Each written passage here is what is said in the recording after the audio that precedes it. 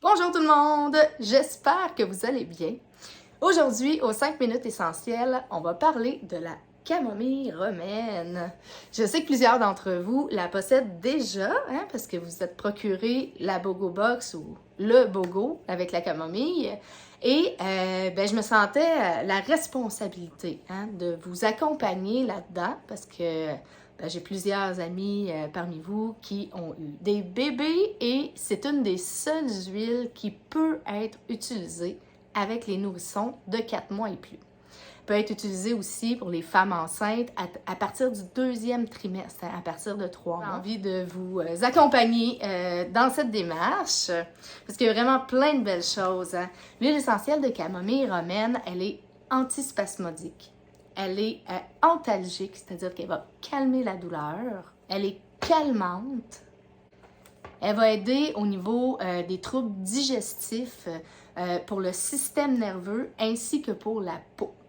Donc, il y a une grande précaution à prendre pour les nourrissons, c'est-à-dire qu'il faut diluer l'huile essentielle. C'est toujours comme ça quand on peut utiliser une huile avec les nourrissons.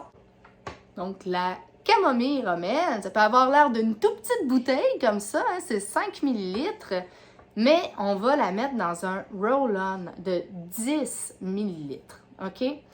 Et pour les nourrissons, c'est seulement une goutte. On s'entend que s'il en tombe 2 gouttes, c'est pas dramatique, là, mais on met une goutte dans le fond du roll-on et on remplit le reste avec une huile porteuse. C'est quoi ça, une huile porteuse? Ça peut être n'importe quelle huile neutre. Ça peut être de l'huile d'olive à la limite, mais vous pouvez utiliser une huile d'amande douce, une huile de calendule que vous vous êtes concocté vous-même à la maison ou l'huile de coco fractionnée qu'on a chez doTERRA, que elle, c'est une huile non grasse. Donc, ça ne laissera pas de résidus graisseux comme l'huile d'olive. Ensuite de ça, vous prenez votre roll-on bien dilué et vous pouvez l'appliquer directement sur le ventre de bébé pour calmer les coliques et les problèmes digestifs. Vous pouvez également en mettre un peu sur votre doigt et venir masser les gencives quand il y a des problèmes de percée dedans. Et elle va avoir 2 effets. Il y a l'effet antalgique, mais il y a aussi l'effet calmant, sédatif, qui va aider bébé à dormir. Donc, si vous l'utilisez pour les coliques, ça va aussi calmer votre enfant. Donc, c'est un 2 pour 1. Vous pouvez également diffuser. Mais là, attention, il y a une précaution à prendre au niveau de la diffusion avec les nourrissons. On ne laisse pas le diffuseur en route dans la chambre de bébé pendant qu'il n'y a pas de surveillance, OK? Donc, le truc, c'est soit de diffuser un petit 5 minutes avant le dodo, juste pour créer une atmosphère, ou même de diffuser dans le salon un petit peu avant d'aller coucher votre enfant. Donc, ça va vraiment venir le calmer puis favoriser un sommeil profond et peut-être même vous permettre de dormir un petit peu. Elle va aider aussi pour les vomissements, la diarrhée, les coliques, les nausées. Elle peut être utilisée aussi pour les adultes en voie cutanée. Donc, elle va venir calmer la peau pour tous les troubles, l'eczéma, le psoriasis, le zona même, bien dilué. Comme je vous mettrai dans la description de la vidéo la charte de dilution selon l'âge de l'enfant, parce qu'il y a beaucoup d'enfants qui font de l'eczéma, des trucs comme ça. Donc, ça peut être très, très, très pratique de toujours avoir un petit roll-on sous la main. Pour les adultes, ça va aider au niveau de l'anxiété, le surmenage, les burn-out. Ça va aider aussi pour les gens qui ont tendance à ruminer des vieilles histoires là, qui roulent en boucle. À ce moment-là, on peut prendre une goutte de camomille et la mettre au niveau du plexus solaire.